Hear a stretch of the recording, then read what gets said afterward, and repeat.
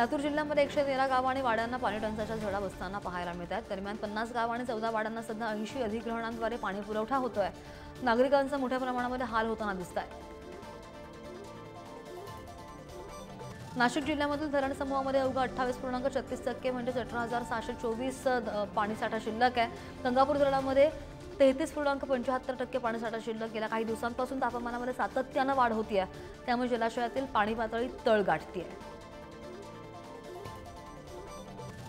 संपूर्ण महाराष्ट्राचं लक्ष लागलेल्या कोयना धरण जलवर्ष पूर्तीला अवघा 15 दिवसांचा कालावधी शिल्लक असताना धरणामध्ये सध्या 28.49 टीएमसी पाणीसाठा शिल्लक आहे उपलब्ध आहे, तर 23.37 टीएमसी उपयुक्त पाणीसाठा शिल्लक असल्याची माहिती।